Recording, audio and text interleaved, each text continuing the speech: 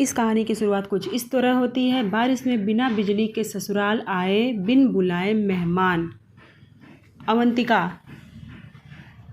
अरे वाह, कितने काले बादल घेरे हुए हैं। बहुत बढ़िया बारिश होने वाली है, बहुत ही मज़े आएंगे और मैं अपने ससुराल वालों के साथ चटपटे पकौड़े और चाय नाश्ते के साथ बालकनी में बैठ कर के मज़ा लूँगी। अवंतिका इसी तरह से बातें कर रही थी, तभी मूसलाधार बारिश शुरू हो जाती है और एक ज़ोरदार बिजली कड़कती है। तभी ससुराल के अंदर साथ अवंतिका के पूरे ससुराल में अंधेरा छा जाता है और उसका छोटा बेटा वैभव अपने कमरे में बिजली की कड़कड़ाहट और अंधेरा देखकर डर जाते हैं।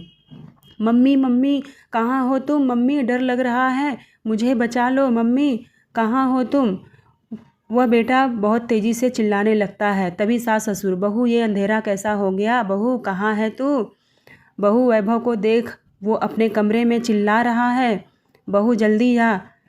तभी अवंतिका, हे भगवान, मेरा छोटा सा वैभव अचानक अंधेरा और बिजली कड़कने की खतरनाक आवाज़ों से डर गया होगा। वैभव बेटा रो मत, मैं आ रही हूँ। इतना कहकर अंधेरे में अवंतिका अपने पैर जल्दी जल्दी बढ़ाती है, कमरे की तरफ दौड़ती है और सोफे से टकरा कर गिर जाती है। पर वैभव की चीख सुन अवंतिका उठ खड़ी हो जाती है और तुरंत वैभव के कमरे में आती है और वैभव को उठाकर अपने ससुराल वालों के साथ घर के बाहर निकल जाती है, जहां आसपास के सभी पड़ोसी भी बारिश में इकट्ठा हुए होते हैं। वहीं पास ही इलेक्ट्रिक पोल धूं धूं करके जल रहा होता है और बिजली विभाग वाले आए होते हैं। भगवान, लगता है वो धमाकेदार आवाज़ पोल से ही आई है, उसी में आग लगी थी। इसका मतलब बिजली पोल के ऊपर ही गिरी थी। हाँ, क्या इलेक्ट्रिक पोल के ऊपर बिजली गिरी थी? सब कोई ठीक तो है ना? हमारे पड़ोस में किसी को कुछ नुकसान तो नहीं हुआ है? अरे नहीं भाई साहब, हमारे पड़ोस में किसी का कुछ भी नुकसान नहीं हुआ है। बस आप लोग अपने अपने घर की एमसीवी गिरा लीजिए। हमारे घरों की बिजली चली गई है, कब आएगी हमारे घर की बिजली? अंकल, ये बात कर रहे हैं आप, हम स्टूडेंट का क्या होगा? हम घर का काम कैसे करेंगे? देखिए, पहले समस्या की जांच पड़ताल होगी, कॉन्ट्रैक्ट और बजट पास होगा, प्लान बनेगा, लोहे का नया पोल तैयार होगा, तब काम होगा। वैसे भी बारिश का मौसम है और बिजली का काम है, इनकी बात भी सही है। वैसे यह दुर्घटना बारिश के मौसम में हुई है, यह ठीक हुआ।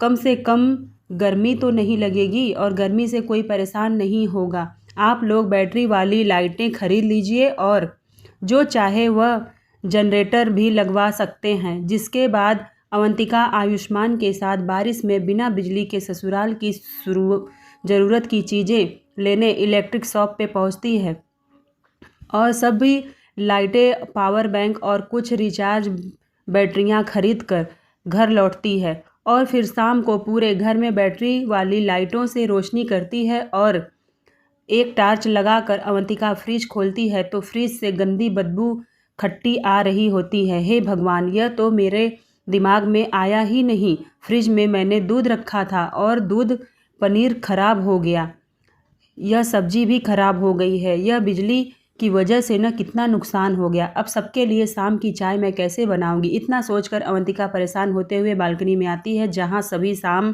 के हल्के अंधेरे और तेज बारिश की ठंडक में बैठे हुए होते हैं।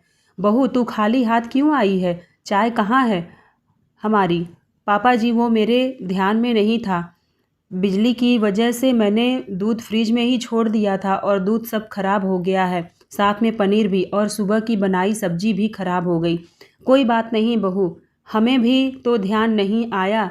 प्रीति जाकर दूध ले आ। प्रीति छाता लेकर वैभव के साथ पड़ोस की दुकान से दूध लेकर आती है, जिसके बाद अवंतिका सभी के लिए चाय बनाती है और फिर सभी बारिश का आनंद लेते हुए चाय पी रहे होते हैं। वहीं अवंतिका फ्रिज की सफाई कर रही होती है। ऐसे ही रात बीतती है और अगले दिन सुबह अवंतिका खुद नहाते हुए वैभव को नहला रही होती है। जहां वैभव की आंखों में अवंतिका के शरीर में साबुन लगा हुआ होता है, तभी नल से पानी आना बंद हो जाता है।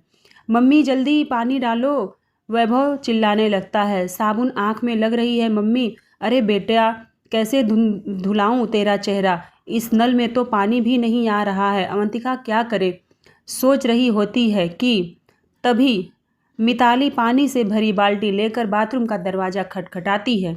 बहू, मैं हूँ, यह पानी की बाल्टी ले ले। हाँ दादी, जल्दी पानी दीजिए, मेरी आंखों में साबुन लग रहा है। अवंतिका पानी बाल्टी का खींच कर अंदर कर लेती है और वैभव का चेहरा धुलाती है और वैभव को नहलाकर खुद भी नहाकर वैभव को स्कूल यूनिफॉर्म में तैयार करके हॉल में आती है और अपनी सास से बोलती है, मम्मी जी आपको कैसे पता कि मैं बाथरूम में नहा रही हूँ और पानी नहीं है। बहू, मैं जब सुबह नहा रही थी तभी पानी खत्म हो गया था, इसीलिए मैंने पड़ोस में आई हुई टैंकर से पानी लेकर आया और तुझे बाथरूम में दे दी कि वैभव को कैसे तू नहलाएगी। बिना बिजली के ऐसे ही कुछ दिन बीतते हैं और एक रात 2 बजे अवंतिका अपने कमरे में सो रही होती है। तभी डोरबेल की आवाज़ से अवंतिका की नींद खुलती है। इतनी रात को कौन आया है? ज़रूर कोई पड़ोसी होगा। बिजली ना होने की वजह से कुछ परेशानी हो रही होगी उन्हें। आयुष्मान, उठो, देखो कोई डोरबेल बजा रहा है। तब आयुष्मान उठता है और बोलता है, 2 बजे रात को कौन आया है? फिर अवंतिका अपने कमरे से बाहर निकलते हुए धर्मेंद्र और मिताली भी बाहर आते हैं और अवंतिका दरवाज़ा खोलती है तो सामने बारिश में भीगते अवंतिका के दोस्त रवि, आदित्य, अनन्या और निशा खड़े होते हैं। अरे तुम लोग, इतने समय बाद तुम लोग को देख रही हूँ। ये बारिश में तुम लोग कैसे भीग गए और मेरे ससुराल में क्यों आए हो? अरे हम लोग ट्रिप पर थे और हम लोगों की गाड़ी ख़राब हो गई, तो फिर हमने सोचा कि तुम्हारा ससुराल पास में है तो तुम्हारे यहाँ ही रुक जाते हैं। पर तुम बैचलर मेरी बात सुनते ही नहीं हो।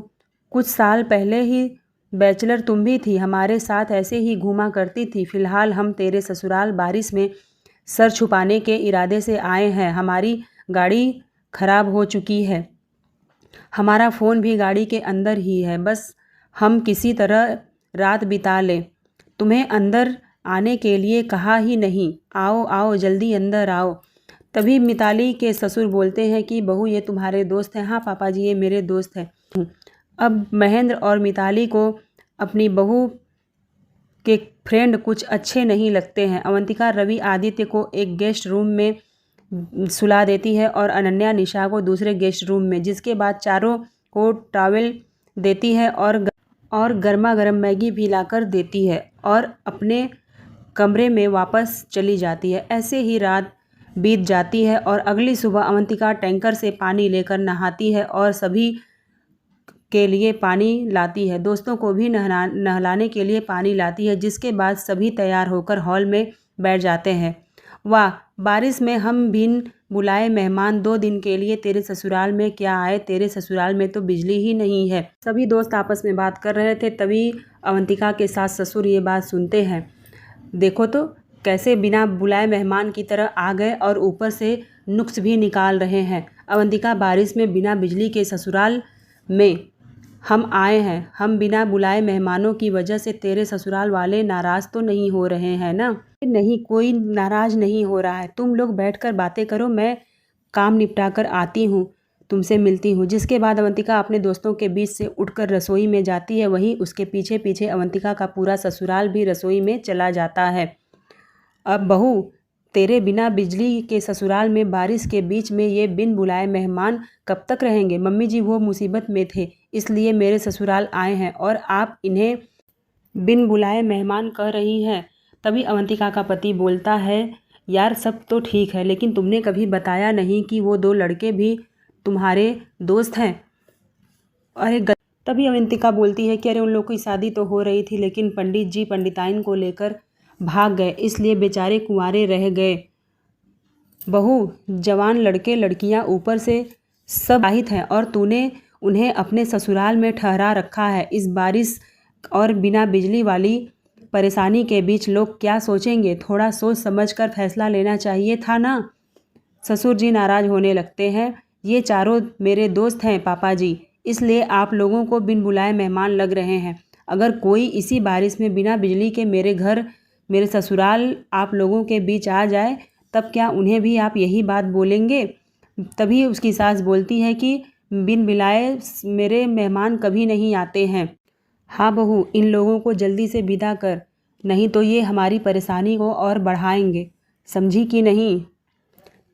ठीक है माँ जी। अवंतिका अपने ससुराल वालों की बात से बहुत नाराज़ हो जाती है। वहीं दूसरी तरफ अवंतिका के दोस्तों को भी अवंतिका के ससुराल वालों के व्यवहार से उनकी नाराज़गी का अंदाज़ा लग जाता है। इसलिए चारों दोस्त अपने परिवार वालों से कांटेक्ट करके पैसे मंगवाते हैं और अवंतिका से विदा लेकर बारिश में ही चले जाते हैं।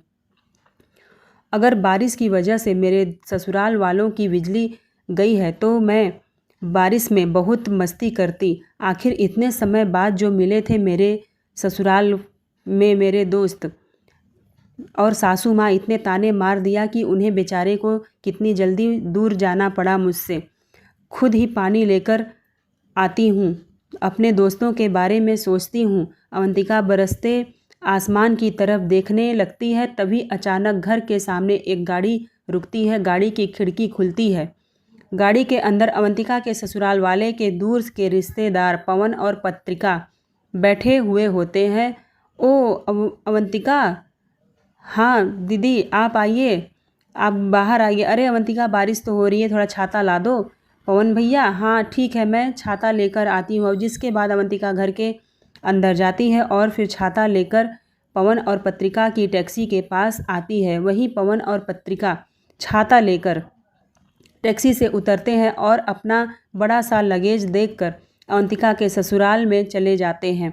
दोनों हॉल में बैठ जाते हैं। तभी अवंतिका के ससुर, अरे पवन बेटा तुम, नमस्ते अंकल जी। हाँ हाँ नमस्ते आंटी जी। और आयुष्मान सब ठीक है ना? हाँ वैभव बेटा सब ठीक है। सभी इसी तरह से हाल चाल करने लगते हैं। तभी पत्रिका बोलती है, अरे वैभव के लिए मैंने चॉकलेट लेकर आया है। आप लोगों के घर में इतना अंधेरा क्यों है भाई? लाइट तो जलाइए। तभी अवंतिका बोलती है, हाँ वो बारिश की वजह से बिजली कड़क रही थी और पोल में आग लग गई, इसीलिए हम लोगों के एरिया की बिजली चली गई है और अभी काफ़ी दिनों तक बिजली नहीं रहेगी। हाँ वो आप लोगों को पता है कि हमारी बिरादरी में शादी है, उसी शादी में हम लोग 2 दिन के लिए आए थे, तो सोचे 2 दिन आपके यहाँ भी रुक जाते हैं। अरे कोई बात नहीं भैया, बहुत सही किया आपने, वैसे भी आजकल होटल बड़े महंगे होते हैं। अवंतिका, भैया भाभी को उनका कमरा दिखा दो। अवंतिका पवन और पत्रिका को गेस्ट रूम में लेकर जाती है। ये बाथरूम है भैया, लेकिन इसमें पानी नहीं आ रहा है बिजली न होने की वजह से। मैं बाहर टैंकर आया है, मैं उसी से पानी लेकर आती हूँ, तो आप लोग नहा लीजिए। अरे नहीं नहीं अवंतिका, तुम बाल्टी दे दो, मैं बाहर ही नहा लूँगा। अरे भैया आप तो नाराज़ ही हो गए, रुकिए मैं लेकर आती हूँ। और फिर अवंतिका 2 बाल्टियाँ लेकर बारिश में खुद भीगते हुए जाती है और बाल्टियों में पानी भरकर उन्हें उठाकर घर की तरफ बढ़ती है। मम्मी जी बड़ा कहती थी कि उनके रिश्तेदार बिना बुलाए नहीं आते हैं, कैसे आ गए बिन बुलाए मेहमान, ऊपर से टैंकर का पानी भी भरो। अगर रिश्तेदारों की बात ना होती तो यह सब काम बिल्कुल मैं नहीं करती। फिर कुछ देर बाद अवंतिका घर पहुंचकर अपने ससुराल के बिन बुलाए मेहमानों को नहलाने के लिए पानी देती है। ऐसे ही रात होती है, सभी टार जलाकर हॉल में बैठे होते हैं। पवन भैया आप लोगों के लिए खाने में क्या बनाऊं? तभी पवन बोलता है, मेरे लिए रोटी दाल सब्जी के साथ थोड़े से चावल भी बना दीजिए। रात में चावल खाने की आदत है और सब्जी में पनीर और आलू दम की सब्जी बनाइएगा। तभी अवंतिका की ननद बोलती है, अरे भाभी इतने अंधेरे में कैसे खाना बनेगा? तभी पत्रिका बोलती है, आयुष्मान इतनी अच्छी टार्च तो लाया है। अब अवंतिका रसोई में जाती है और टार्च जलाकर खाना बनाना शुरू कर दी है। सभी मूसलाधार बारिश होने की वजह से खिड़की से अंदर पानी आता है और बौछार आने लगता है। ओफो, बारिश में तो कितना परेशानी हो रही है। तब अवंतिका, खिड़की बंद कर देती हूँ वरना खाना नहीं बना पाऊँगी, ऊपर से बिन बुलाए मेहमान हमारी परेशानी बढ़ाने आ गए हैं। तरह के खाने की फरमाइश भी है। टार्च की हल्की रोशनी और रसोई की उमस में अवंतिका किसी तरह मेहमानों के लिए खाना बनाती है और फिर सभी को डाइनिंग टेबल पर खाना परोस देती है। अरे यार कितना ज़्यादा अंधेरा है, पता ही नहीं चल रहा है कि हम इंसानों की तरह खाना खा रहे हैं या किसी जंगली जानवर की तरह अंधेरे में बैठे हैं। मेहमानों की बातें सुनकर घर वालों को बड़ा गुस्सा चढ़ता है। लेकिन मेहमानों की वजह से वह कुछ नहीं बोल पाते हैं और फिर खाना खत्म होने के बाद सोने का समय होता है। अवंतिका पवन और पत्रिका को उनके कमरे में छोड़ने के लिए उनके साथ चली जाती है। तभी अवंतिका बोलती है, भैया भाभी आप दोनों रात में सोते समय यह टार्च जला लीजिएगा, इससे कमरे में थोड़ी हल्की रोशनी आती रहेगी, रोशनी बनी रहेगी, लेकिन सुबह उठकर इसे बंद कर दीजिएगा और रात में खिड़की मत खोलिएगा। इतना कहकर अवंतिका कमरे में खिड़की बंद करते हुए अपने कमरे में चली जाती है। टार्च तो हमने जला ही रखी है और यह खिड़कियां भी खोल देते हैं, देखते हैं बारिश का मौसम लेते हुए सोएंगे। इसके बाद पवन पत्रिका खिड़की खोलकर पूरी रात मूसलाधार बारिश में सो जाते हैं और फिर खिड़की खुली होने की वजह से सुबह तक कमरा पानी पानी हो जाता है, पूरे कमरे में पानी भर जाता है। तभी अवंतिका मेहमानों का हाल चाल पूछने उनके कमरे में आती है और कमरे में भरा पानी देखकर हैरान रह जाती है। अरे ये क्या हो गया, क्या हुआ, आप लोगों ने खिड़की खोल दी थी क्या? मैं तो खिड़की बंद करके गई थी। अरे यार हमने खिड़की खोली नहीं है, शायद रात में अंधेरे और हड़बड़ी में तुमने ठीक से कुंडी नहीं लगाई होगी।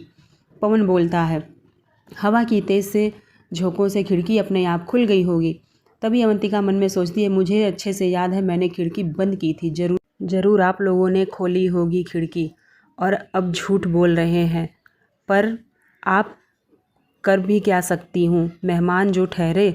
सच्चाई जानते हुए भी अवंतिका कुछ नहीं करती है और फिर पोछा लेकर के पूरे कमरे को पोछे से साफ़ करती है। पोछा से साफ़ करके वह चली जाती है नाश्ता बनाने। वहीं पीछे पीछे पत्रिका भी रसोई में चली आती है।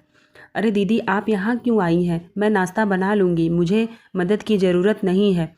तभी पत्रिका बोलती है, अच्छा ठीक है, नाश्ता तुम ही बनाना, वैसे मैं यहाँ बताने आई थी कि ढोकला फाफड़ा और चटपटी चटनी बना लेना। अच्छा दीदी ठीक है। एक तो मैं बारिश में बिना बिजली के अपने ससुराल में परेशान हूँ, दूसरा इन बिन बुलाए मेहमानों की फरमाइश अलग ही है, पहले गड़बड़ करते हैं और अपनी गलती भी नहीं मानते हैं। इसी तरह से अवंतिका खुद में बड़बड़ाते हुए नाश्ता बनाती है और पूरा दिन पवन और पत्रिका की फरमाइश पूरी करती है। ऐसे ही शाम के 4 बजे अवंतिका अपने कमरे में थोड़ी सी आराम करने के लिए जाती है तो वहीं हॉल में पवन, महेंद्र, मिताली आपस में बातें कर रहे होते हैं।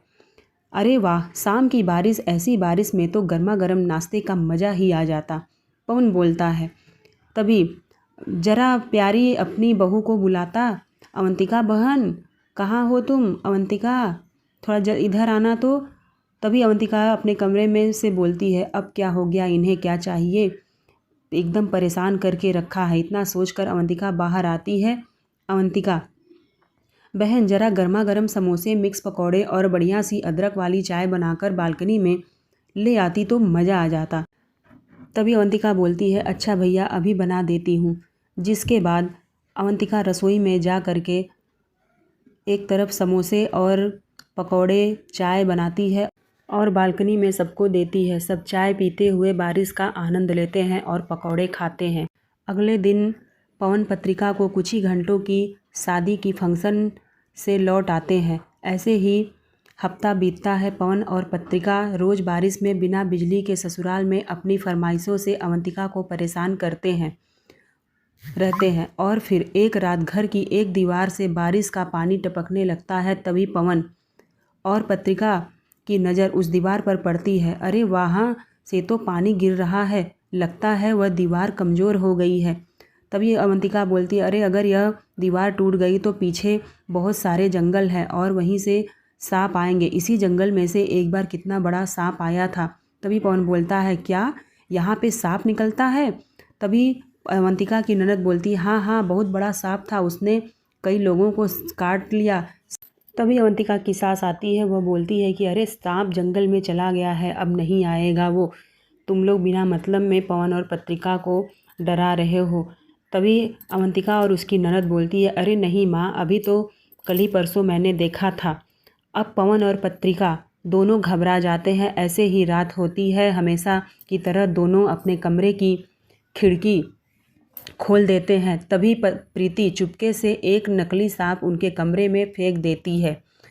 तभी पत्रिका की नज़र पड़ती है। अरे कोई बचाओ, सांप कमरे में आ गया, अरे कोई बचाओ। पवन और पत्रिका दोनों चिल्लाने लगते हैं। वह वहाँ से घबराकर बाहर इधर उधर भागते हुए गिर पड़ते हैं और हाथ पैर में हल्की चोट लगती है। वहीं शोर सुनकर अवंतिका दौड़कर कमरे में आती है और नकली सांप उठाकर खिड़की से बाहर फेंक देती है। अरे आपने खिड़की खोली ही क्यों? खिड़की से ही तो सांप अंदर आया होगा। आप लोगों को कितनी बार मना किया है कि खिड़की मत खोलिए। तभी पवन बोलता है, मुझे माफ़ कर दो अवंतिका, अब मैं खिड़की नहीं खोलूँगा, अब दोबारा ऐसी गलती नहीं करेंगे। तभी पवन और पत्रिका दोनों मूसलाधार बारिश में ही अपना सामान समेट कर वापस चले जाते हैं।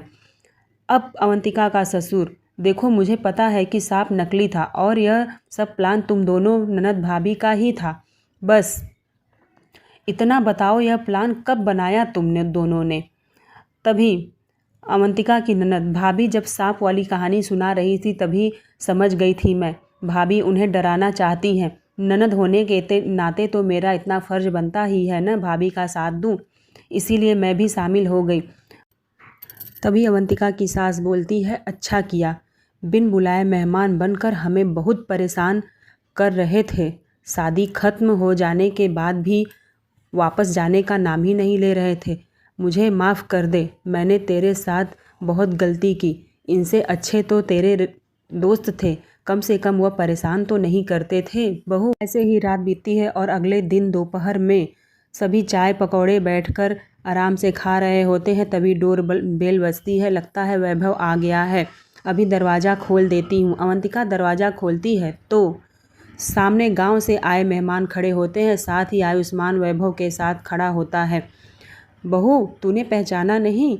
अवंतिका बोलती है, हाँ चाचा चाची, आपको कैसे नहीं पहचानूंगी। आयुष्मान, चाचा चाची आने दो अंदर, मुझे भी पता नहीं था, यह तो मुझे घर के बाहर ही मिले। आंटी हटो ना, हमें अंदर आने दो ना। वह कहकर बारिश में भीगे सूरज और आकाश अपने कीचड़ वाले पैरों से साथ घर में चले जाते हैं और अपने बचपने में सोफा पर चढ़कर कूदने लगते हैं। वहीं दूसरी तरफ गांव से आए चाचा चाची अपना लगेज लेकर भीगे हुए पैरों से अंदर आ जाते हैं और लगेज लेकर अंदर आ जाते हैं। अरे आपसे कितने दिनों बाद मिला हूँ भैया, आप तो आते ही नहीं हैं। और उर्मिला, सब कुछ अच्छा है ना? अवंतिका के सास ससुर, दीदी हाँ सब कुछ अच्छा है, हम बस सामने मिलने और बारिश में छुट्टियां मनाने आए हैं, लोगों के घर आए हैं। बहुत अच्छा किया आप लोग छुट्टियां मनाने हमारे घर आए हैं, हमारे घर में तो बिजली ही नहीं है। तभी चाचा चाची बोलते हैं, अरे हमारी आदत है बिना बिजली में रहने की, गांव में भी बिजली कहाँ रहती है। अवंतिका बेटी, हाँ क्यों नहीं, बारिश में बिना बिजली के ससुराल आए एक और बिन बुलाए मेहमान, अब मैं क्या करूं। तभी अवंतिका की ननद, सूरज आकाश तुम दोनों सोफा पर से उतरो, आप पहले इन दोनों पैरों को धुलाइए, मैं सोफे का कवर चेंज करती हूँ। अब अवंतिका दोनों बच्चों के पैरों को धुलाती है, फिर बिन बुलाए मेहमानों को उनका कमरा देती है। उधर प्रीति सोफे का कवर बदल देती है और फिर कुछ देर बाद अवंतिका सभी के लिए खाना बनाकर रसोई से बाहर निकलती है और दरवाजे से देखती है कि उमेश बिना कमीज के उर्मिला, वैभव, सूरज और आकाश के साथ लान में नहा रहा होता है। हे भगवान, यह बिना कपड़े के पहने लान में क्यों नहा रहे हैं? बारिश में नहा रहे हैं तो कपड़े भी तो पहन लेने चाहिए थे। चाचा चाची जी, बच्चों क्या कर रहे हो? आप जल्दी अंदर आइए, ऐसे खुले में बिना कपड़ों के मत नहाइए। अरे बहू, हम तो गांव में ऐसे ही बारिश में मज़ा लेते हैं। नहीं नहीं चाचा जी, आप लोग अंदर आ जाइए। अवंतिका के बुलाने पर सभी घर के अंदर आ जाते हैं। सभी के पैरों में लगा कीचड़, शरीर से टपकता पानी पूरे फर्श को गीला कर देता है और गंदा। तभी सूरज और आकाश दोनों अवंतिका के हाथ में रखा खाना लेकर उसे खाने लगते हैं, जिससे सोफा भी पूरी तरह भीग जाता है। अरे बच्चों, ऐसा मत करो, चाचा जी ये क्या कर दिया आपने, पूरा घर और सोफा गीला हो गया। यह तभी चाचा चाची दोनों बोलते हैं, ये क्या तरीका है बहू, बिन बुलाए मेहमान को इस तरह से तुम बोल रही हो। तभी अवंतिका की सास आती है। वह बोलती है, अरे भैया भाभी आप लोग नाराज़ क्यों हो रहे हैं। और मिताली अवंतिका से बोलती है, अरे बहू घर ही न गीला हुआ है, चलो हम लोग साफ़ कर लेंगे। कोई बात नहीं भैया भाभी, आप लोग जाइए कपड़े बदलिए। और फिर उमेश और उर्मिला अपने पोतों को लेकर अपने कमरे में जाते हैं और दरवाजे से लेकर कमरे तक का पानी ही पानी फैल जाता है। फिर अवंतिका पूरा फर्श साफ करती है और भीगे हुए सोफे का कवर बदलती है। थोड़ी देर के बाद पूरा परिवार साथ बैठकर खाना खाता है। ऐसे ही दिन बीतते हैं और अगले दिन सुबह सूरज और आकाश छत पर बारिश का मज़ा लेने जाते हैं। आकाश छत की नाली पर नीचे बंद कर देते हैं। फिर यहाँ पानी भर जाएगा और हम कागज़ की नाव चलाएंगे। हाँ बहुत मज़ा आएगा, चलो जल्दी से करते हैं। सूरज और आकाश छत की नाली पन्नी से बंद कर देते हैं। वहीं धीरे धीरे छत पर बारिश भरा पानी भरने लगता है और कुछ ही देर में पानी छत की सीढ़ियों से बाहर घर के अंदर आने लगता है।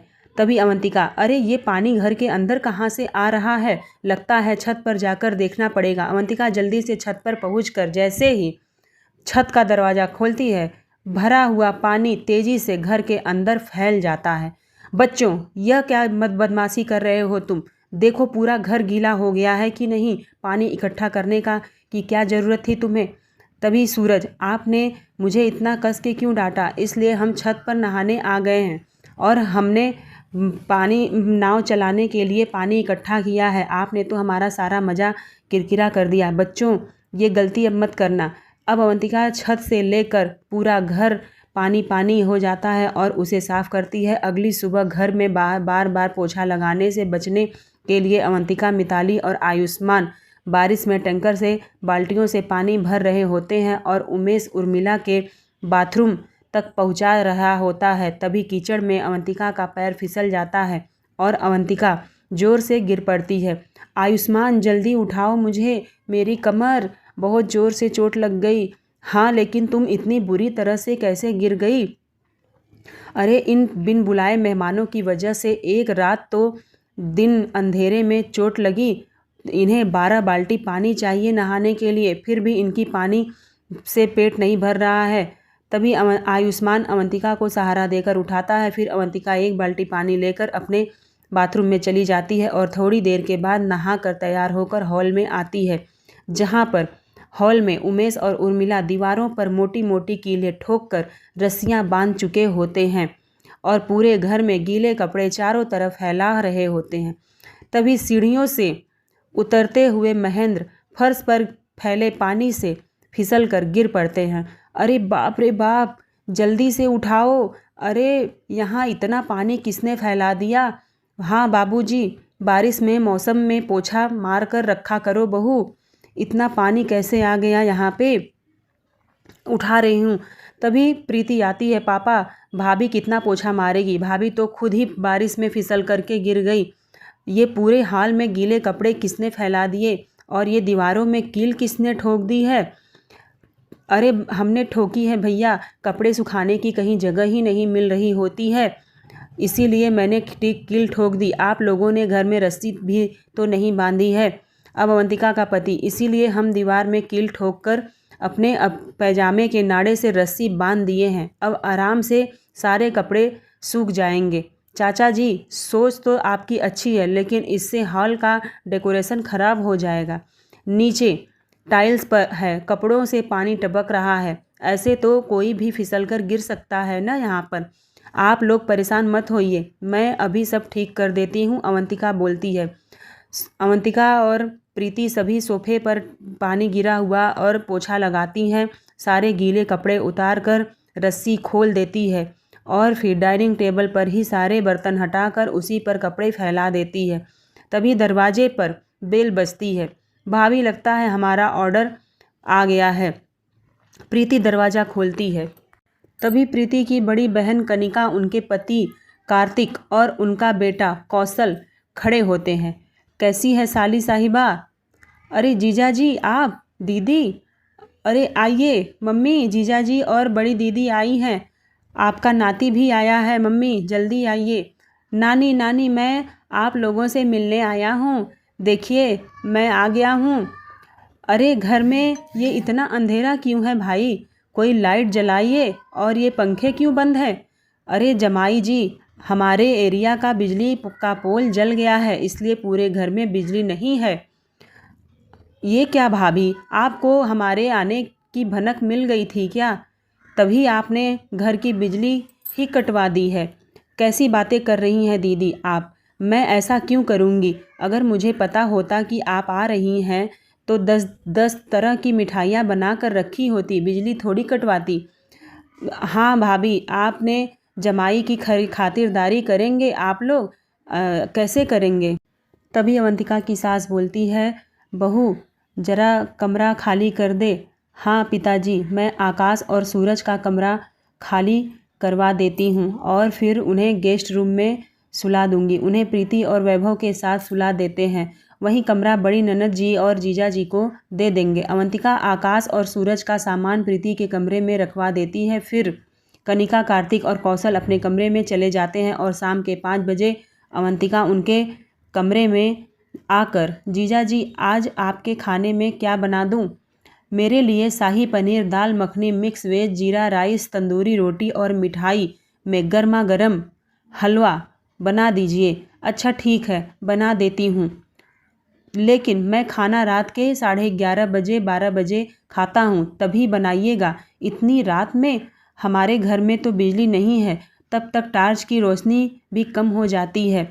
बड़ी मुश्किल से खाना बना पाती हूँ। ये क्या भाभी, आपने जमाई को रात के 10 बजे कैसे खाना खिलाएंगी? जब वो 12 बजे खाते हैं तो ऐसे ही रात होती है और पूरा परिवार टार्च की रोशनी में अपना अपना खाना खाकर अपने अपने कमरे में सोने चला जाता है। वहीं रात के 11:30 बजे अवंतिका एक बार फिर गैस चूल्हा जलाकर खाना बनाना शुरू करती है। तब तक टार्च की रोशनी भी कम हो चुकी होती है। जो अब अवंतिका बड़बड़ा रही होती है, जो भी मेहमान आ रहा है बारिश में बस परेशान ही किया जा रहा है। पूरा दिन काम करने के बाद सोने के लिए कुछ घंटे मिलते हैं, अब वो भी रात के 12 बजे तक रसोई में काम ही करते रह जाऊंगी। और इतनी रात को किसी को खाना कैसे खाएंगे? अवंतिका रोज़ रात के अंधेरे में खाना बनाने लगती है। ऐसे ही गलती से अवंतिका दाल में नमक की जगह चीनी डाल देती है और सब्जी में ज़रूरत से ज़्यादा मिर्च डाल देती है। वहीं खाना खाते ही समय बुरा हाल हो जाता है। अरे मेरा मुंह तो जल गया, बहुत मिर्ची डाली हो। हमें यहाँ रहते कई दिन हो गए हैं ना, इसीलिए तुम हमारे साथ ऐसा कर रही हो, वरना हम तो कब के अपने गांव चले गए होते। भाभी आपसे रसोई में भी ठीक से काम नहीं हो रहा है। अब अवंतिका, मेरी इतनी मेहनत के बाद भी इन लोगों को सिर्फ मुझ में कमी ही दिखाई दे रही है। अब इन्हें सबक तो सिखाना ही पड़ेगा।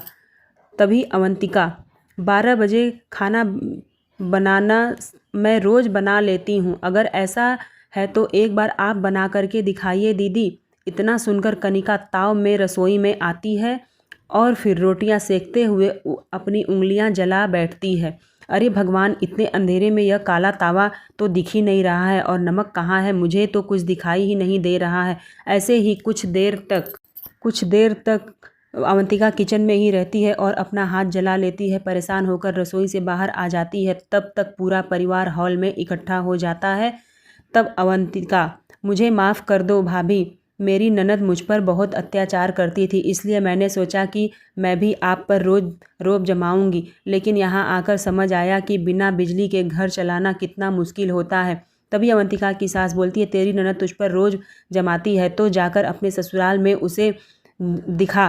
तेरी जिद की वजह से मेरी बहू कितनी परेशान हुई है। मिताली की बातों से अवंतिका की तकलीफ़ एहसास होती है और कनिका और मायके वालों से विदा ले लेती है। अरे बहू, हमें तो पता ही था कि तुम परेशान हो रही हो, लेकिन बारिश की वजह से हमारी टिकट ही नहीं हो रही थी।